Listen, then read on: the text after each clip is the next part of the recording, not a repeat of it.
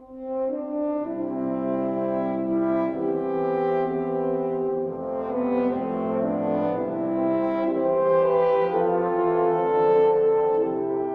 pass by him every day.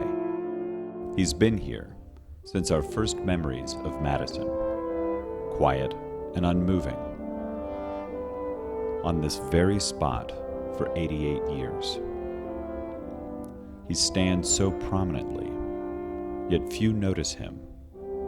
Who is this man? He's the embodiment of the millions of American soldiers who fought in Europe in World War I. He's called a doughboy, a term that has referred to donuts, bakers, clay, dumplings, field rations, and somehow placed on young American soldiers since the 1840s. He's on display all over the United States, over 300 likenesses of many designs in parks, green spaces, cemeteries, and at courthouses. During the Great War, one American sculptor saw the public's growing desire to memorialize the brave soldiers of the United States. From his own wartime service and research, he designed and patented in 1920 what would become the iconic monument of that war and its name, Spirit of the American Doughboy.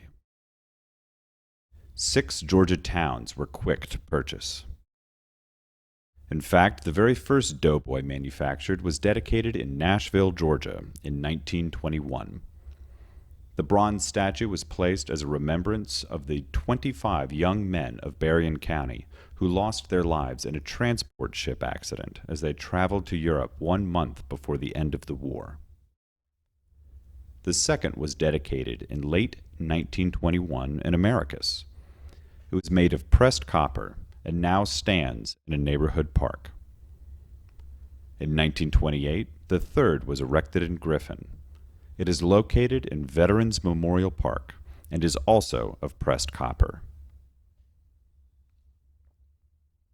Madison's Spirit of the American Doughboy was dedicated in 1930. This 4th Georgia doughboy statue was one of only 3 in the United States to be carved from marble, and is the only one in Georgia that remains in its original spot.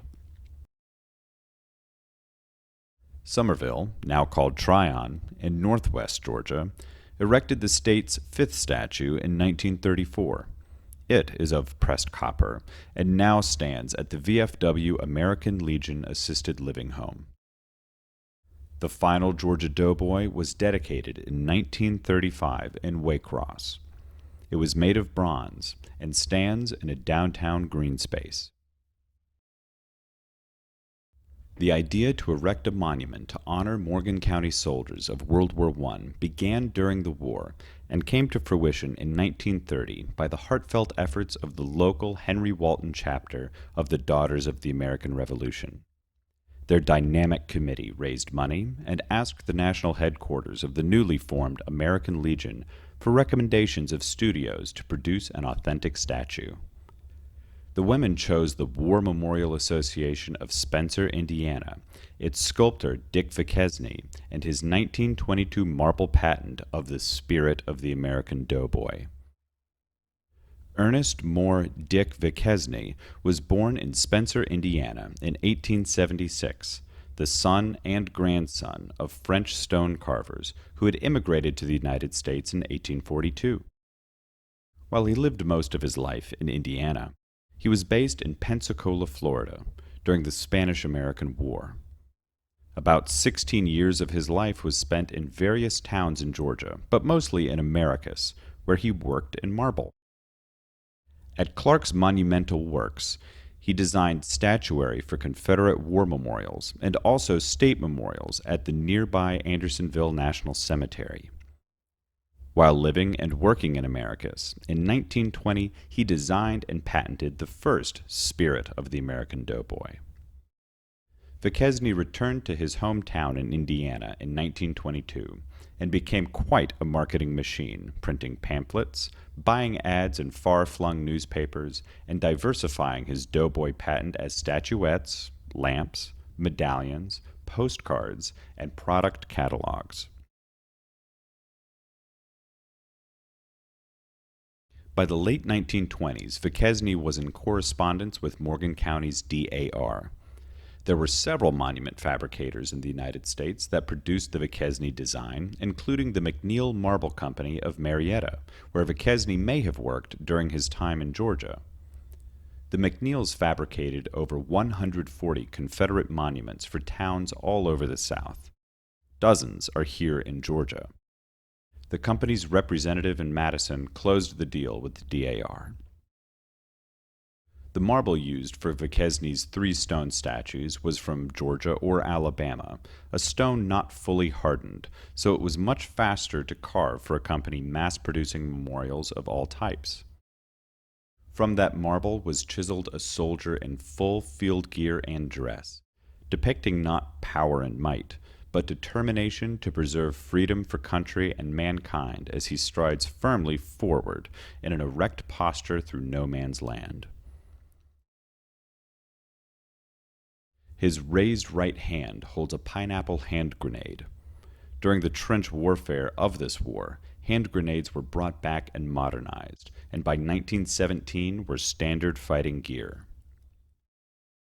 The standard issue wool service coat was dyed various shades of khaki and olive drab, and lined with cotton.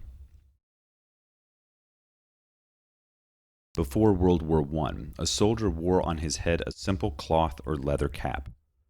The new steel helmet was developed during the war to counteract the lethal head injuries from the shrapnel of modern weapons. Each helmet was stamped from a single piece of steel. Poisonous gas used by the Germans forced the advancement of gas masks. Immediately available was its rubber face mask, flexible tube, and canister containing charcoal to absorb and retain the gas and fumes. Each pocket of the 10-pocket canvas cartridge belt could hold 2 of these 5 round strips of .30 caliber rifle ammo. World War I soldiers, whether cavalry or infantry, wore flared breeches that ended snugly at the calf, a style adopted from the polo uniform invented in colonial India. Cloth puttees were spiral-wrapped upward from ankle to calf, preventing debris from entering the boots and pants. Trench boots made of leather and rubber protected the soldier during his journey through no man's land, that hell of bombed tree trunks and twisted barbed wire.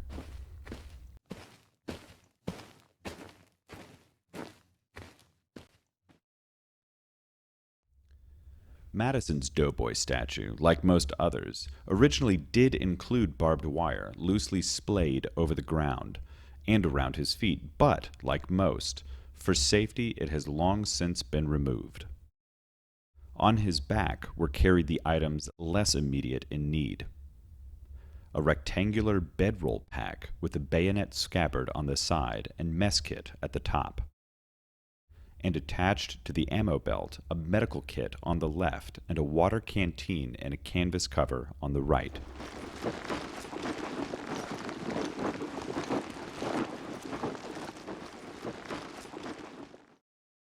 The Springfield rifles of all 3 marble doughboy statues were made of zinc. Patented in 1903, over 1 million Springfields were produced, becoming the standard for the U.S. Army in World War I. This bolt-action rifle was over 3 feet long, with the bayonet adding another 1.5 feet. It was also used in World War II and as a sniper rifle in Korea and Vietnam. In Madison, in April 1930, 6 feet of marble depicting human flesh, wool fabric, aluminum, leather, steel, canvas, and wood was placed on a 6-foot structure made of rough local stones by local man Sam Almond. On May 4th, the statue was unveiled before a large audience in front of the county courthouse, amid poppies, poetry, prayers, and patriotic tunes played by the band of Madison's Agricultural and Mechanical School. The front plaque was inscribed, "Erected by Henry Walton Chapter, Daughters of the American Revolution, in memory of the boys from Morgan County, Georgia, who fought in the World War, April 6, 1917 to November 11, 1918.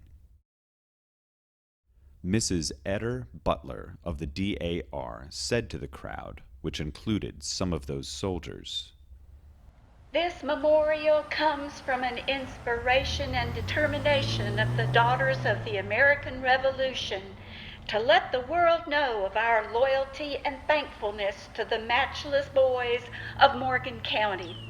So we, descendants of the Revolutionary War, present to you, heroes of a world conflict, this statue, the spirit of the American doughboy, in order that you and others may know the love and reverence the Henry Walton Chapter has for you." For some years, the statue was the center of attention for the annual Armistice Day celebrations and a part of each Memorial Day tribute. In 1954, Armistice Day was officially renamed Veterans Day and has since become a more generalized commemoration of all United States soldiers who have fought for the heritage of freedom. Until a few years ago, the local American Legion's annual Veterans Day tribute included decorating and gathering around the statue and on the courthouse steps. But, for want of space, it is now held in Madison's Town Park, a few blocks away from the Doughboy.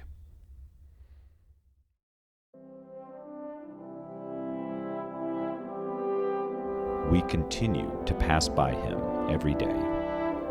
He is quiet and unmoving. On this very spot for 88 years. He still stands so prominently, yet few even notice him. Who is this man? He's the embodiment of the millions of American soldiers who fought in Europe in World War I.